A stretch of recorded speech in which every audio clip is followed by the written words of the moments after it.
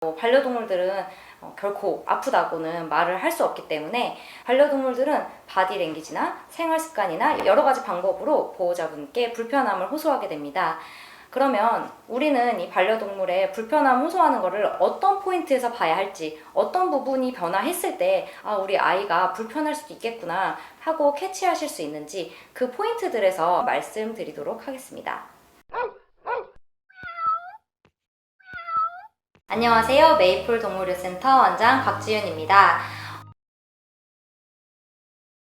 저희 메이플 동물의센터는 노령동물 전문 병원으로 실제로 지금 내원하고 있는 환자 대부분이 10살 이상의 노령견, 노령묘들인데요. 이런 저희 병원에 내원하는 친구들 중에서도 15살 이상인데도 굉장히 건강하게 지내고 있는 친구들이 많거든요. 이런 친구들을 보면서 어떻게 하면 우리 친구들이 더 건강하게 지낼 수 있도록 제가 어떤 포인트를 알려드리면 좋을까, 이 부분에 대해서 고민을 하다가 우리 반려동물 장수 프로젝트라는 주제로 영상들을 한번 찍어보려고 합니다. 여러분 모두 여러분의 반려동물이 오래 살기를 원하실 거예요. 사실 반려동물들의 대부분의 질환들은 초기에 발견하는 것이 굉장히 중요한데 조금 시기를 놓치는 경우가 많은데요. 아이들이 아프다는 말 한마디만 해줬으면 좋겠다고 말씀하시는 보호자분들이 굉장히 많으시죠. 하지만 반려동물들은 결코 아프다고는 말을 할 수 없기 때문에 반려동물들은 바디랭귀지나 생활습관이나 여러 가지 방법으로 보호자분께 불편함을 호소하게 됩니다. 그러면 우리는 이 반려동물의 불편함 호소하는 것을 어떤 포인트에서 봐야 할지, 어떤 부분이 변화했을 때 우리 아이가 불편할 수도 있겠구나, 병원에 한번 데려가 봐야겠구나 하고 캐치하실 수 있는지 그 포인트들에서 말씀드리도록 하겠습니다. 첫 번째, 바로 물 먹는 양입니다. 저희 메이플 동물의료센터에 내원하셨을 때 저희가 문진할 때 굉장히 자주 여쭤보는 부분이 바로 물 먹는 양의 변화입니다. 일반적으로 건강한 반려동물이 하루에 섭취하는 물량은 킬로그램당 20에서 70ml 정도라고 알려져 있는데요. 이 물 먹는 양이 킬로그램당 100ml를 하루에 더 많이 먹게 된다면 그거는 사실은 굉장히 과하게 물을 먹는 상태라고 볼 수가 있습니다. 예를 들어 5kg짜리 강아지라면 하루에 500ml 넘게 물을 마시고 있다면 지금 이 친구는 뭔가 비정상적으로 물을 많이 섭취하고 있다고 생각할 수가 있겠죠. 이렇게 물을 많이 먹는 것은 여러 가지 호르몬 질환들하고 특히 연관이 되어 있는 경우가 많습니다.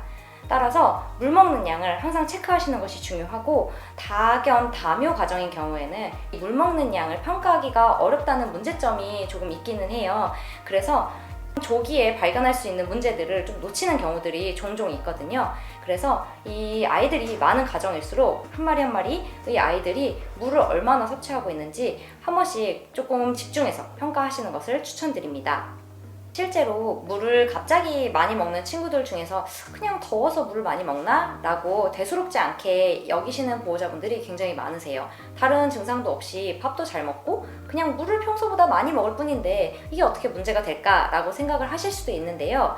당뇨나 쿠싱 증후군처럼 호르몬 질환들은 이런 물 섭취량이 늘어나는 걸로 조기에 발견할 수가 있는데요. 이 임상적인 증상을 일찍 발견하시게 되면 빠르게 관리가 들어갈 수 있고, 그러면 이런 호르몬 질환으로 인한 다양한 합병증들을 미리 예방할 수가 있게 됩니다.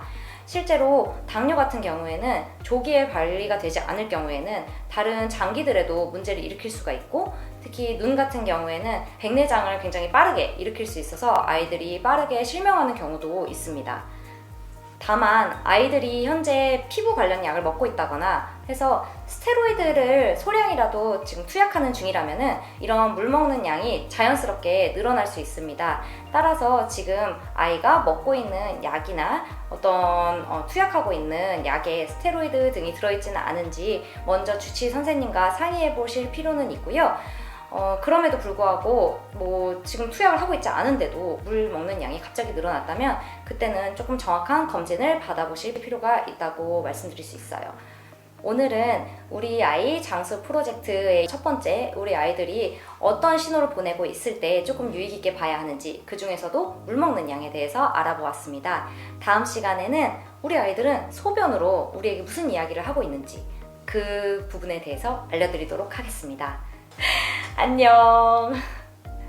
끝. 네, 이거요.